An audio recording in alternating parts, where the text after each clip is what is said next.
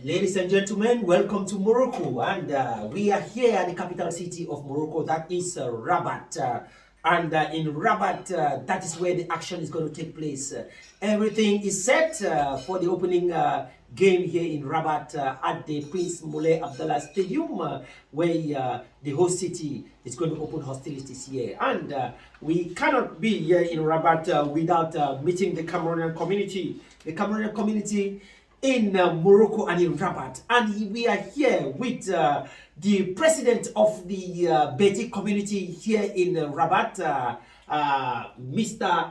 Mama Romeo, and he's here to talk about how they are preparing to receive Cameroonians who will be making their way into Morocco, into Rabat, and how they are going to gather the Cameroonian community to go to Agadir, because Cameroon is going to play their first game in Agadir. And well, the Cameroonians here are so excited. They are so overwhelmed with the African Cup of Nations being played here where they are.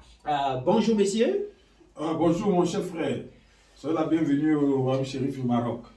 Moi, c'est Mama Romeo, vice-président de la grande communauté Betik au Royaume du Maroc. Soyez la bienvenue. Merci beaucoup. Et ici au Maroc, qu'est-ce que vous avez fait pour préparer pour la CAN?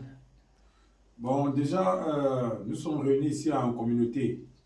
Donc, il y a des compartiments qui sont des réunions des grandes familles ici. Donc, dans nos familles respectives, nous essayons de sensibiliser les adhérents afin que nous allons supporter les lions pour les secourir. Parce que normalement, il faut supporter les lions et mourir pour la patrie, pour encourager nos jeunes petits frères. Malgré qu'ils sont jeunes, mais on sait qu'ils peuvent faire quelque chose de bien. Donc, nous devons mobiliser les troupes pour aller les accompagner. Et nous avons créé quelques villages et cagnes ici à Rabat, pour ceux qui n'iront pas là-bas. Donc, tout est bien organisé, bref. Okay. Et s'il y a un Camerounais qui vient ici à Rabat pour voir les autres, les frères, les confrères camerounais, il y a un village camerounais qui est ici? Oui, d'ailleurs, les associations qui siègent, il y a ce qu'on appelle entre guillemets un club des présidents qui recense toutes les associations. Et dans ça, il y a un gouverneur. Et nous avons essayé d'organiser de telle manière où il y a un village CAN qui serait organisé au niveau de Esnaï, où nous allons faire 24 sur 24, donc de 10h à 10h du lendemain, afin de partager la joie et de visionner avec toutes les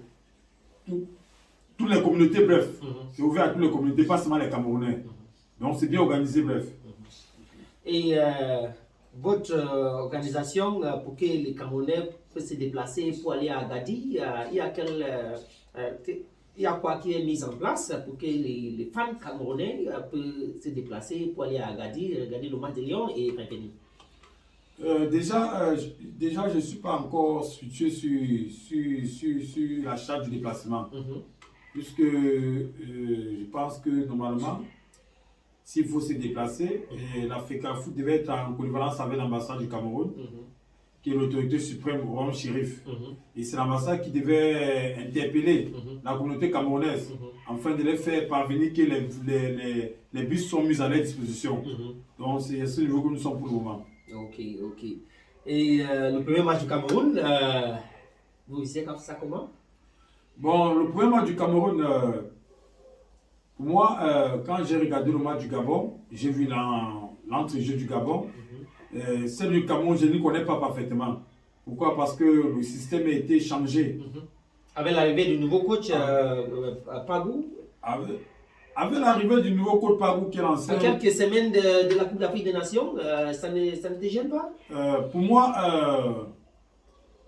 si ça dépendait de moi, j'aurais souhaité que l'ancien coach continue? Oui. Si c'est moi, j'aurais souhaité que l'ancien coach continue, vu les litiges qu'il y a entre le ministère des Sports et la FECAFOOT. Parce que ça joue sur le mental des footballeurs. Oui. Puisque j'ai eu à vivre le match du Congo ici en direct, il y a l'entrejeu. Il y a déjà une coalition entre les joueurs. Oui. Mais sauf qu'il n'y a pas la finition. Donc, dommage que le président de la FECAFOOT décide ainsi. Il a changé. Et nous souhaiterons aussi que, comme Pagou était le coach adjoint, de Marc Bruce. Il connaît beaucoup de joueurs, mais dans son liste, il y a beaucoup de joueurs qui sont écartés, comme les André Onana et les autres anciens joueurs qui étaient là. Mais il y a le nouveau joueur aussi qui vient pour intégrer dans la liste de Lyon. Dans ton opinion, est-ce que tu penses que ça va l'automatisme ça va se produire très vite? Pour être franc avec vous et pour être direct, et moi, je n'ai jamais accepté le fait qu'on écarte André Onana dans l'équipe nationale. Pourquoi? Parce que je ne parle pas ça parce que je suis un Métis. Je parle ça parce que je suis un Camerounais. Puisque quand on regarde aujourd'hui, il n'y a aucun gardien qui voit André Onana. Oui. Aucun gardien camerounais.